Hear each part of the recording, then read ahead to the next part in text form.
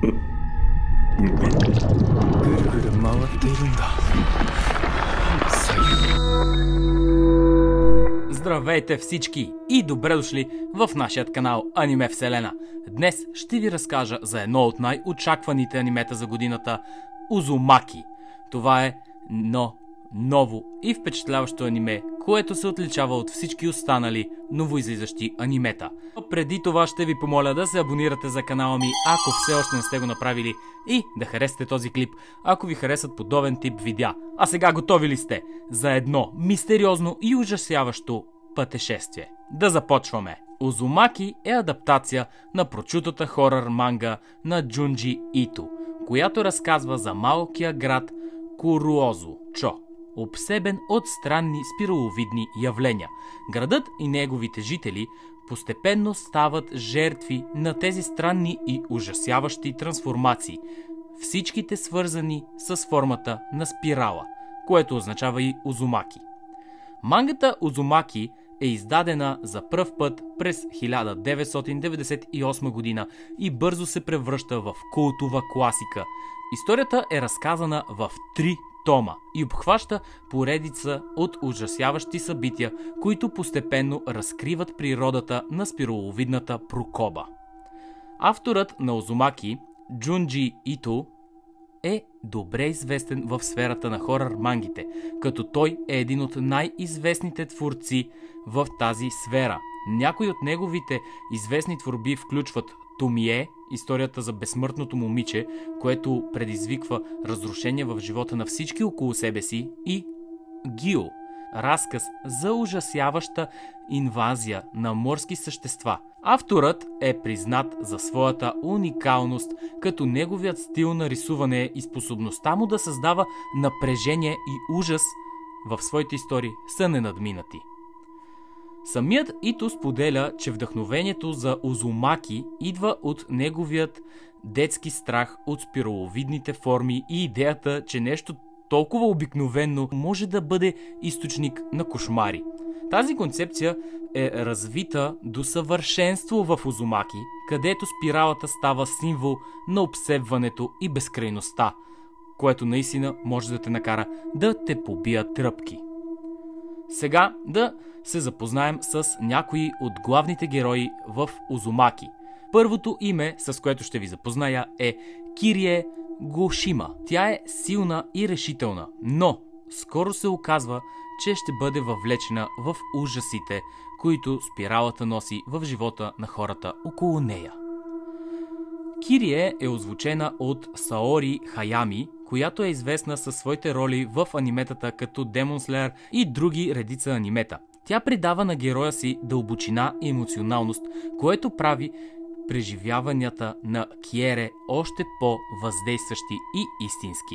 Другият главен герой, с който ще ви запозная, е Суичи Сайто, приятелят на Кирие, който постепенно разкрива ужасната истина зад спираловидните явления. Шуичи е интелигентен и чувствителен, но тежестта на откритията му, които той започва да открива едно по едно, оказват огромно влияние върху психиката, като тук е изключително хубаво как този герой се развива и ми е много интересно да видим как това би било направено в анимето. Шуичи е озвучен от Шинтаро Асанума, който е озвучавал в редица популярни анимета. Неговото изпълнение прави Шуичи на нужната висота, като той предава голяма интензивност и дълбочина на гласа, което те потапя много дълбоко, и съм сигурен, че с тези два героя, с тези озвучители, анимето ще бъде страхотно, тъй като, повярвайте ми, в едно аниме, което ще бъде хорър аниме, гласовете на главните герои наистина са много важни, затова и ги споменавам, затова и съм отделил време, за да потърся и да видя кои точно са хората, които ще озвучават нашите главни герои в това ново аниме. Освен главните герои на Узумаки, те ни представят и множество второстепенни персонажи, всеки със своята уникална история и съдба. Всички те допринасят за богатството и дълбочината на сюжета и на светът, който създава авторът в мангата Узумаки и който ние ще гледаме в новото аниме със същото име. С второстепенните персонажи се запознаваме и по-добре с ефектите на спиралата в града и това как тя действа на неговите жители. Общо взето ще видим повече от второстепенните герои, като те ще бъдат жертви на спиралата, предполагам, за да можем да видим по-добре как действат тези ужасяващи ефекти и трансформации. Също така, макар и да не влизам в такава детайлност като за двамата главни герои, гласовите актьори зад тези персонажи, които ще бъдат така наречените второстепенни персонажи, също са много талантливи и ще добавят много към атмосферата на това аниме. Следващата тема, която искам да отразя, според мен е следващата много важна тема, а именно анимацията в Узумаки. Тя е впечатляваща и уникална. Тя има уникален визуален стил, който пресъздава атмосферата на мангата.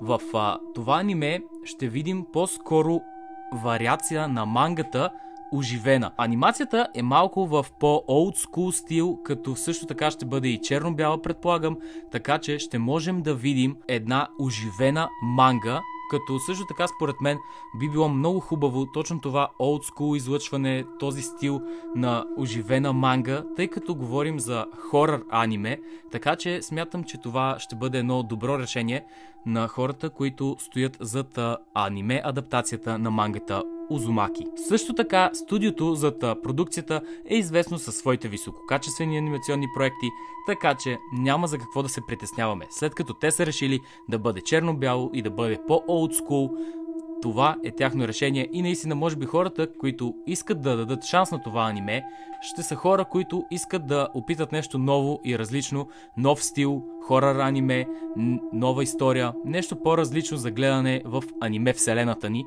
така че защо не и анимацията да бъде в един хайде да не е нов, но уникален и различен стил. Така че тук съм с отворени врати и се надявам наистина да го направят качествено и да ми хареса. Със сигурност ще дам шанс на това аниме. Ами вие, напишете в коментарите какво смятате, успях ли да ви убедя да дадете шанс на хорър анимето Узумаки или се отказахте тотално от него, след като разбрахте подробности относно анимацията и историята. Благодаря на всички, които гледахте видеото до тук. Напишете в коментарите какво смятате. Има ли хора от вас, които са чели мангата? Нека да напишат какво смятат за историята, без да спойлват, разбира се, за хората, които искат и ще гледат анимето. Благодаря ви, харесайте този клип, абонирайте се за канала ми и до следващото видео. Чао, чао!